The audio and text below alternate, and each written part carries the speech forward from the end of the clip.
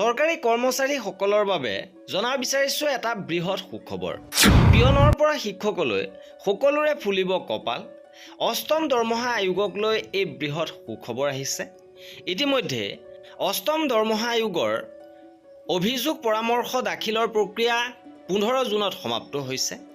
ইয়াৰ পিছৰ পৰ্যায়ত অতি কম দিনৰ ভিতৰতে প্ৰতিবেদন দাখিল কৰা হ'ব। সবিশেষ আপোনালোকক জনাব বিচাৰিছোঁ। ভিডিঅ'টো প্ৰথমৰ পৰা শেষলৈকে চাই থাকিব। কেন্দ্ৰীয় চৰকাৰৰ অধীনৰ কৰ্মচাৰী আৰু পেঞ্চনভোগীসকলৰ বাবে এই ডাঙৰ খবৰ। কেন্দ্ৰীয় চৰকাৰ কৰ্মচাৰীসকলৰ বাবে অষ্টম দৰমহা আয়োগক লৈ জল্পনা কল্পনা তীব্ৰতৰ হৈছে। নতুন দৰমহা আয়োগ কাৰ্যকৰী হ'লে পিয়নৰ পৰা শিক্ষকলৈ সকলোৰে মূল বেতন আৰু ভাত্তাত যথেষ্ট পৰিমাণে বৃদ্ধিৰ সম্ভাৱনা। অষ্টম দৰমহা আয়োগ কাৰ্যকৰী হোৱাৰ পিছত আপোনাৰ বেতন কিমান বৃদ্ধি পাব শেহতীয়া গুৰুত্বপূৰ্ণ তথ্য আহি পৰিছে।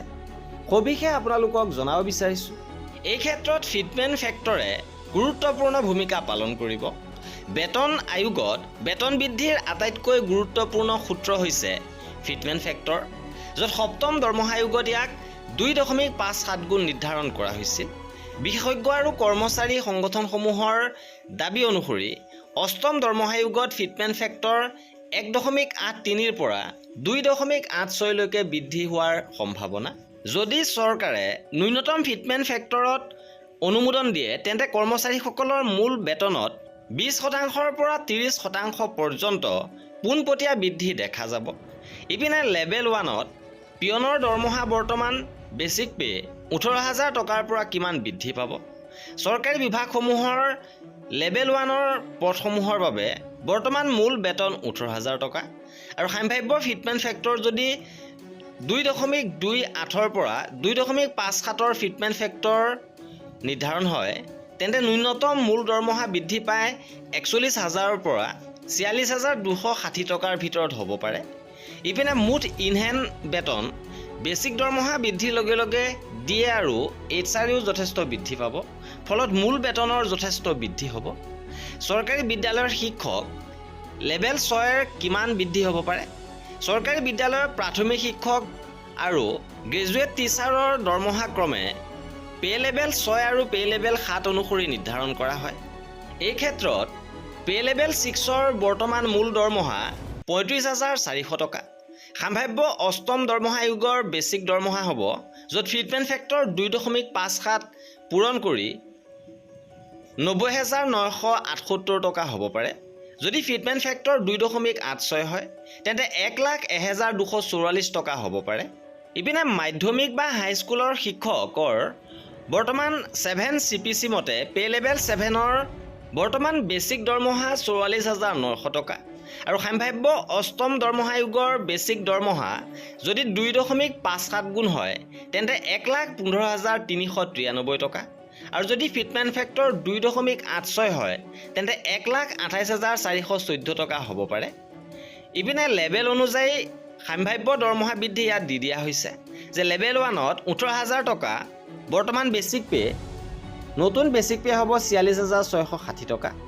লেভেল 2ৰ 19,900 টকা বৃদ্ধি হৈ 51,143 টকা হ'বগৈ।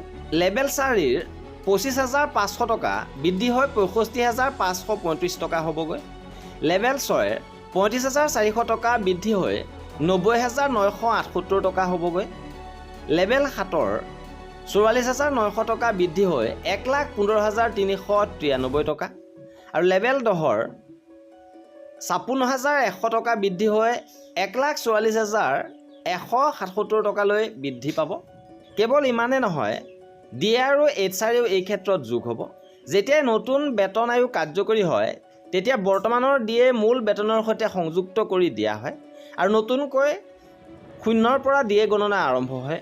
ইয়াৰ উপৰি XYZ শ্ৰেণীৰ চহৰ অনুযায়ী হাউচ ৰেণ্ট এলাৱেঞ্চ HRে নতুন মূল বেতনৰ ভিত্তিত পুনৰ গণনা কৰা হয়, ফলত মুঠ আয় যথেষ্ট বৃদ্ধি হয়। কেতিয়ালৈ কাৰ্যকৰী হ'ব পাৰে এই অষ্টম দৰমহা আয়োগ? যিহেতু প্ৰতি 10 বছৰ মূৰে মূৰে নতুন দৰমহা আয়োগ গঠন কৰা হয়। সপ্তম দৰমহা আয়োগ কাৰ্যকৰী হৈছিল 2016 চনত।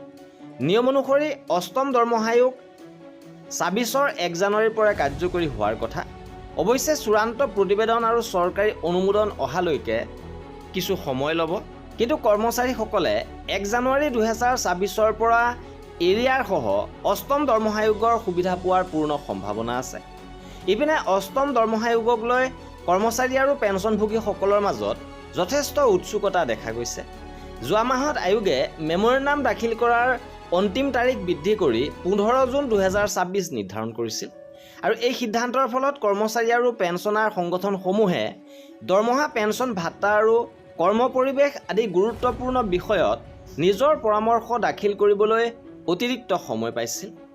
এতিয়া 15 জুন যিহেতু অতিক্ৰম হৈছে, এই ক্ষেত্ৰত পুনৰ আয়োগে ইয়াৰ সময়সীমা বৃদ্ধি নকৰে, কাৰণ ইতিমধ্যে 2024 29 মে'ত দিয়া মেমৰেণ্ডামখনত উল্লেখ কৰিছে যে 15 জুনৰ পিছত আৰু কোনো ধৰণৰ সময়সীমা বৃদ্ধি কৰা নহয়। গতিকে ইয়াৰ পিছৰ প্ৰক্ৰিয়া এতিয়া আৰম্ভ হ'ব।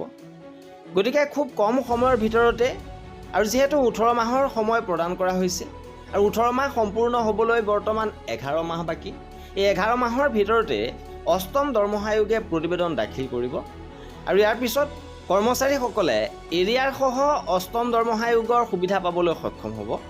এয়াই আছিল আমাৰ এই ভিডিঅ'টোত। কৰ্মচাৰীসকলৰ সকলো খবৰ পাই থাকিবৰ বাবে আমাৰ চেনেলটো ছাবস্ক্ৰাইব কৰি ৰাখিব। ভিডিঅ'টো শেষৰলৈকে চোৱাৰ বাবে বহুত ধন্যবাদ।